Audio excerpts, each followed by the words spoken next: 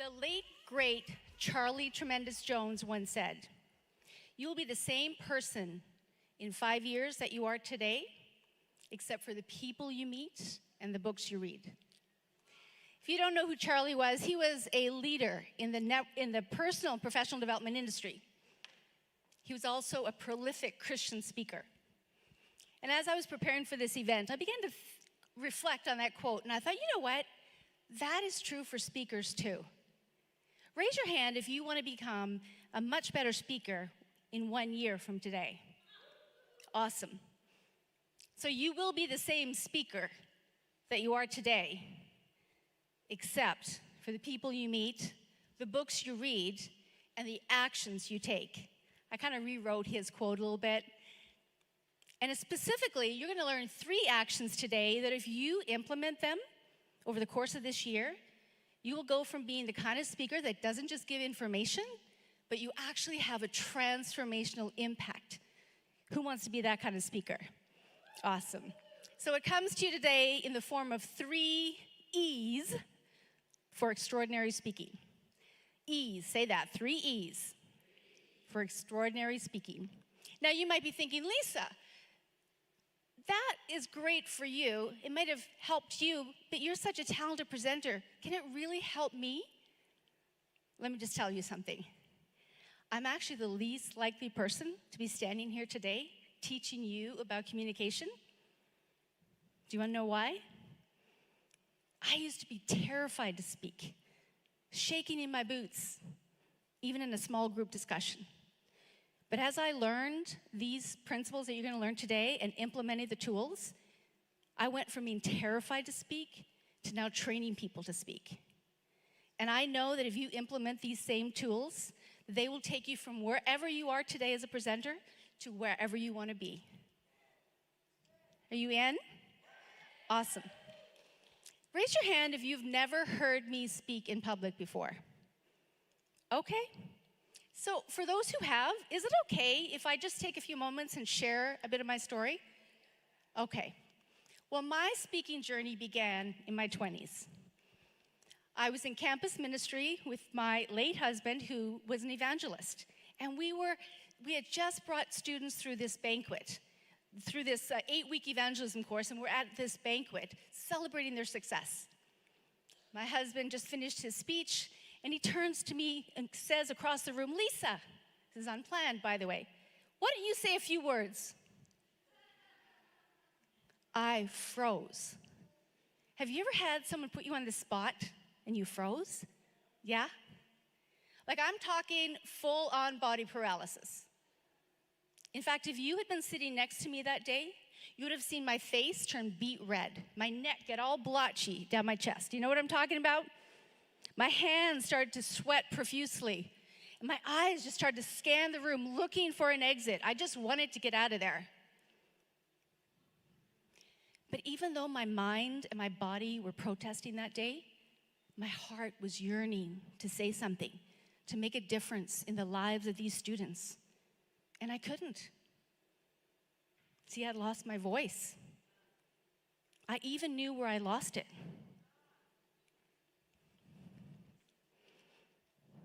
It was when I was 7 years old. And I was standing at the foot of this hospital bed, looking at this woman whose face was so badly bruised and swollen that she was unrecognizable until she spoke. And then I knew it was my mom. You see, my dad was an alcoholic, and he used to get really violent. And this was one of the many times that my mom had ended up in the hospital. So you can imagine you, as a little 7-year-old, trying to figure out what's going on, so confused. And in that moment, I made a decision. I made a decision that it's not safe for a woman to speak. So I didn't. So fast forward to that banquet, standing there. I realized that that decision was holding me back from doing what God had called me to do. And so even though that was a terrifying moment in my life, it was a turning point moment where I made another decision. And I decided to take my voice back. because it's my voice. God gave it to me, mine to you, just like he gave you your voice. So as I began to use my voice, get used to hearing my voice, practicing, I came to a point where I realized, wow, something is missing. I'm not impacting people the way I want to. So I began to pray and ask God, what do I do? Like, really want people's lives to be impacted. And he led me to this verse in Colossians 1:28. I'm just going to paraphrase it. And it says this: you speak to awaken hearts and to present everyone perfect in Christ. Like, that's it. I want to awaken hearts. And isn't that what Jesus did? Isn't that what Jesus did? He awakened hearts and he challenged mindsets. I'm like, God, how did you do that? And of course, as you look through the scriptures, it becomes very obvious how Jesus did it. How did he do it? What did he use? Come on, stories, parables. But he didn't just tell stories for the sake of telling story. He actually wrapped spiritual truths and practical instruction inside of those stories. And I thought, that's what I want to do. And so in that moment, I realized, okay, I need to know how to tell stories. But not only that, I realized that I had been trying so hard to forget what was in my past that I failed to see what was right in front of me. My story. My unique story. That is my unique contribution to the world. So the first E in this extraordinary speaking is you need to embrace your story. Your story is yours and yours alone to tell. Nobody else can tell it. That is the unique combination of all that God has brought within your life. But then as you begin to tell your story, don't just tell it for the sake of telling it. Learn how to tell it in such a way that awakens their story. Whoever you're talking to, whether it be a one-on-one conversation or in a place like this, large stadium, you want to awaken the hearts of the people. This was really confirmed to me many years ago as I read an article. Any scientists in the house? Any people with science? Oh, wow, no science. Okay, maybe two, what? This was an article about scientific breakthrough in the area of DNA and music. And geneticists were looking at a more efficient way to detect mutations. Because, it takes a lot of time to comb through raw data to figure out mutations. The proteins, amino acids, all that stuff. And they discovered that if they assigned musical pitches to DNA strands, and then they reverse engineered it, they could actually hear the mutations much faster. Of course, this broke open so many new inventions in other areas of science, including musicology. And musicologists got a hold of this, and they started creating what was known as life songs. Did you know that your DNA and my DNA is 99% the same? So what does that mean? 1% is different? Guess what? That's what makes you unique. That 1%. Actually, it's less than 1%, but we'll just say 1%. Say 1%. Musicologists began to take that 1% and put it into song that became a unique life song. I heard about a family in California where the father wanted to give all of his family a gift, so he sent off their DNA to the musicologist. And in this family, there was a 6-year-old boy. Anybody have any boys here? Anybody little baby? You know how boys are? They like to run around and go bang, bang, bang, bang, and just run off. Well, this little boy was no different. He would do that, but he also would bang on the piano and then run off. When this little boy's composition came back, guess what they discovered? Not only was it in the form of a piano, it also included the exact 3-4 notes that he would bang on the piano every day. What seemed like random noise was actually his life song, yearning to be expressed. What's inside of you that's yearning to be expressed? What's inside of you that needs to come out? Maya Angelou once said, she said, the greatest agony in life is an untold story within. I want you to tap the person on your right and say, it's time to tell your story. It's time to tell your story. When you tell your story, when you embrace your life story, you actually unlock your life message. When you unlock your life message, you unleash your life mission. If you've ever wondered about your purpose, I want to submit to you that if you start by simply embracing your life story and beginning to tell that story in a way that not only gives people information but begins to awaken their story, you will find yourself walking in your purpose sooner or later. You know, there's a big push here on social media about authenticity, right? You want to be an authentic speaker? Speak from the heart? Well, in addition to speaking from the heart, I want to challenge you to learn how to speak to the hearts. And that brings me to the second E, which is engage your audience. Now, this is something that a lot of speakers struggle with, especially in the beginning. I certainly did, is engaging your audience. I'm just going to take a poll here. Let me know if you know what the number one hindrance is to connection or engaging your audience. What do you think is the number one hindrance? Any guesses? Come on. Fear, lack of confidence, insecurity. All of those are good. Skill, those are good. Here it is. You ready? Perfection. Any perfectionists in the house? Any recovering perfectionists? Perfection. Because when you're a perfectionist as a speaker and you're trying to focus on getting all the right words out, you don't have the freedom to connect with your audience. Because your mind is consumed by, am I saying the right words? Is my content, am I delivering everything I prepared to deliver? And so it actually hinders your ability to connect with your audience. Have you ever heard a speaker like that who was so focused on just giving out their content? Have you been a speaker like that? Have you ever been a speaker like that? I have. In fact, I had to learn this the hard way. I was invited one time to this event, which actually was a dream event. I don't know about you, but I had, in the early days, a list of places that I really want to speak at that conference. I really want to be at that event. Anybody ever do that? Well, this was one of those events.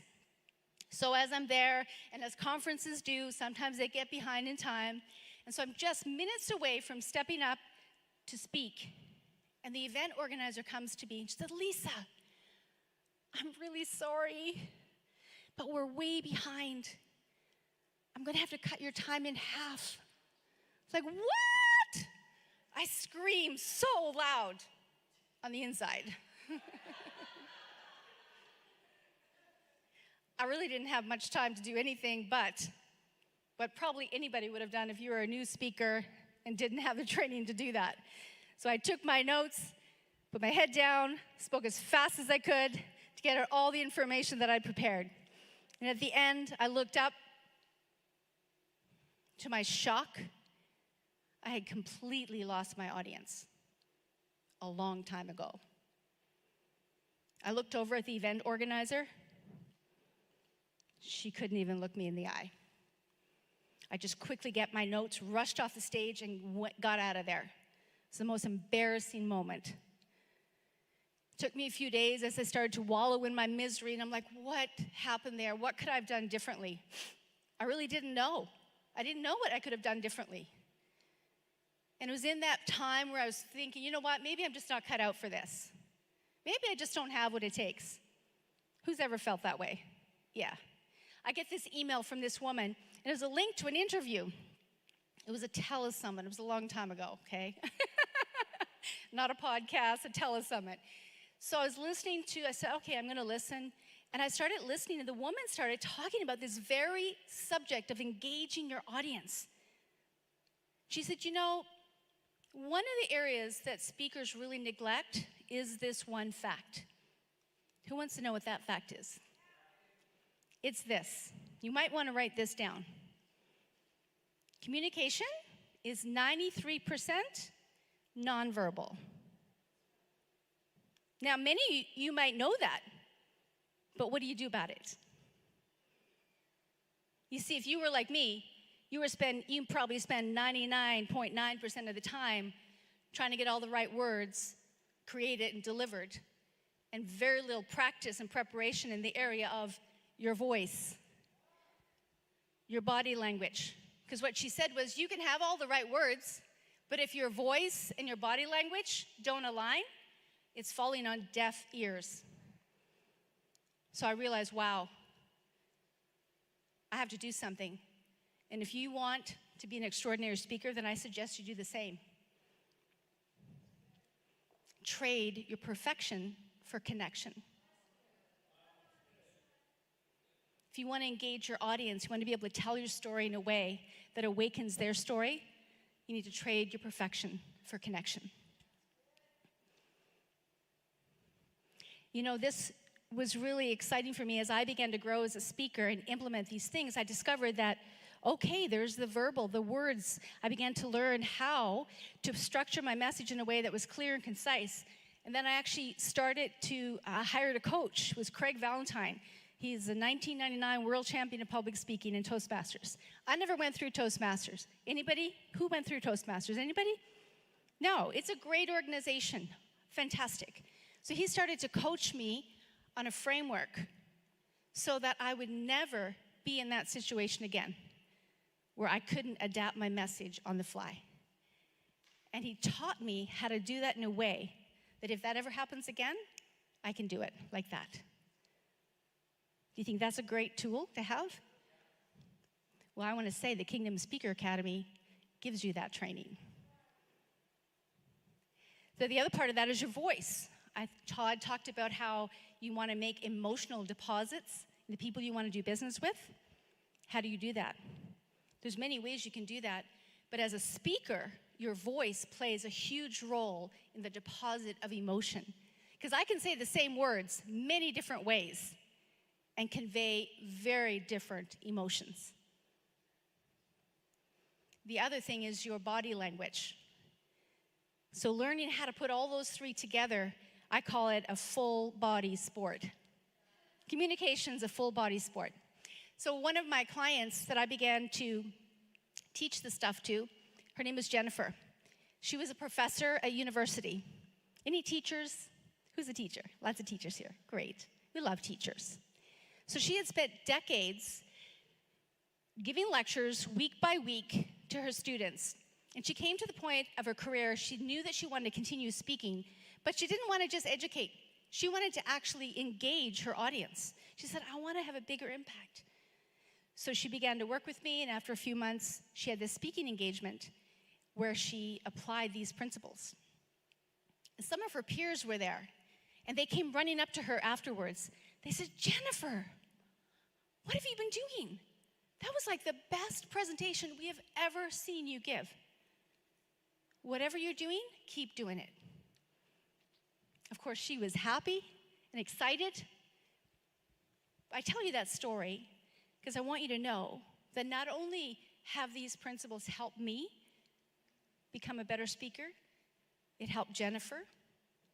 And just like her, if you take these principles, no matter where you are in your journey, and begin to apply them, take these actions, begin to embrace your life story, learn how to tell your story in a way that awakens their story so that you engage your audience. And when you learn the 3 V's, I call them, the verbal, the vocal, and the visual, and how to put that together in a way that actually brings life to your message, this is how you allow your content to lead you to connection. And you want to know a secret? When you do this, you need less content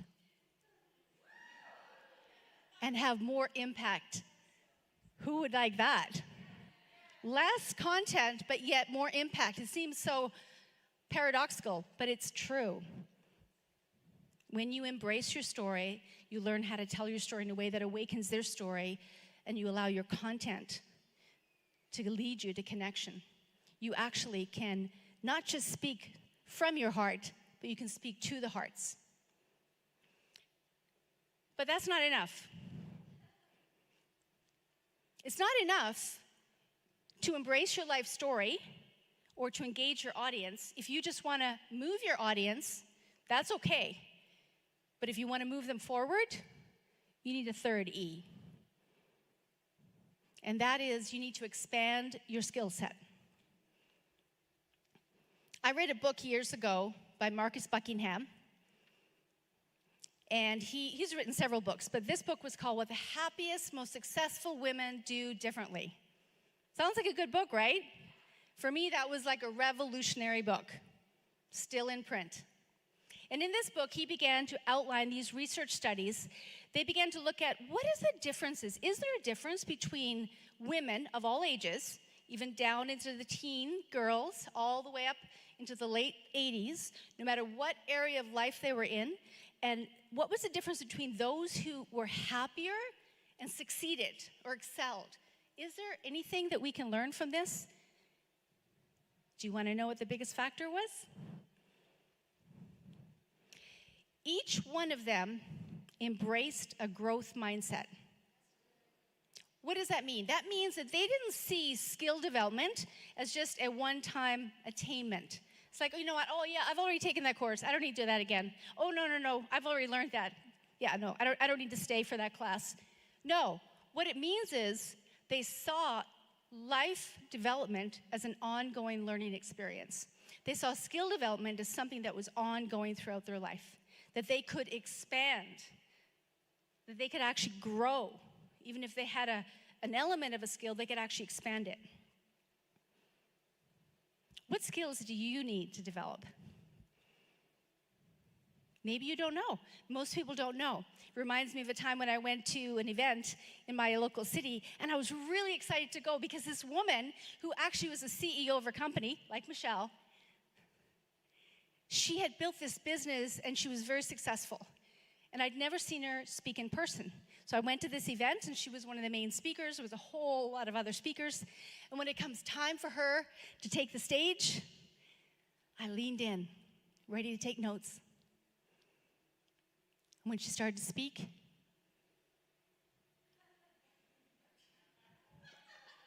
I leaned back out. The first words out of her mouth were not what I expected. She started off by saying, first words, I'm not a public speaker, but I do know how to build businesses. I'm like, okay, well, aren't we the public? Like, aren't we public? Is this a public arena? And are you not speaking to us? Who has ever said that about themselves? Bobby.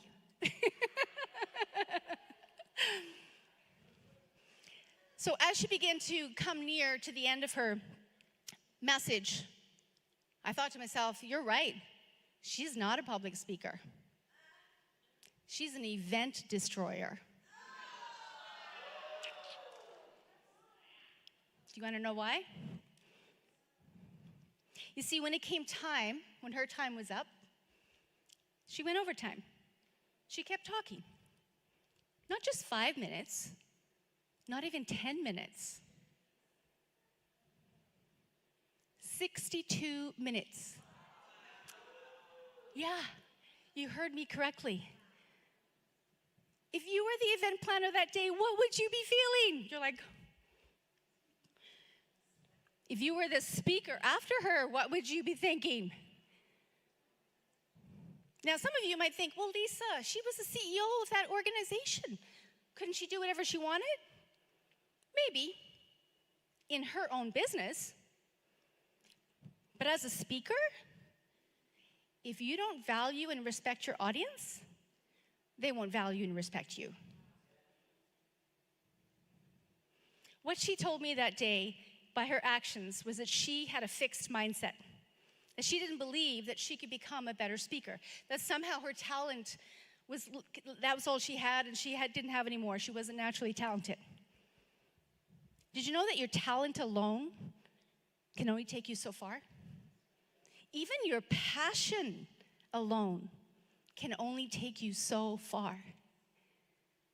In fact, studies have shown this. If there's one tennis player who is naturally talented going up against another tennis player who was not naturally talented but had developed skills, invested time into developing skills, guess which one of those tennis players are going to be better?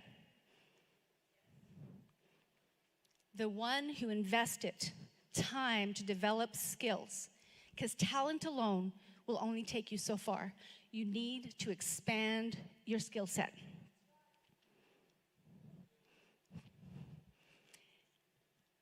So in addition to embracing your life story,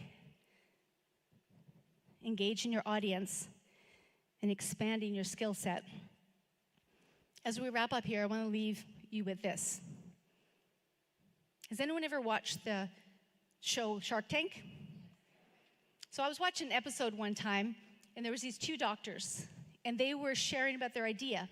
They had just finished their presentation, and one of the sharks piped up and said, "You know what? We love this business idea, but that presentation was the worst we've ever seen."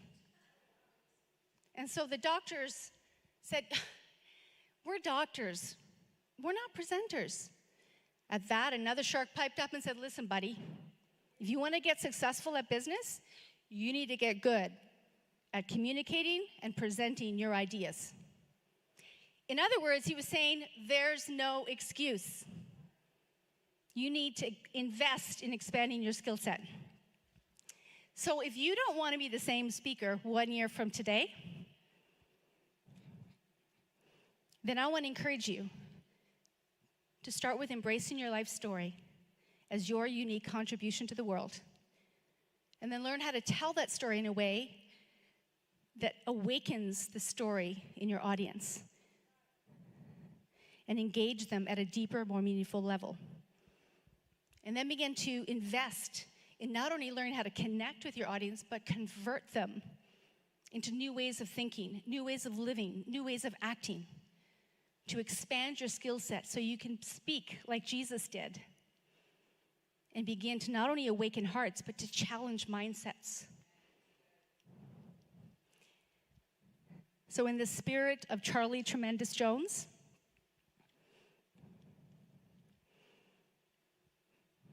in the 1 year from today, you will be the same speaker that you are today, except for the stories you tell, the audiences you engage, or the skills you develop. My question to you is this: in 1 year, what kind of a speaker will you be?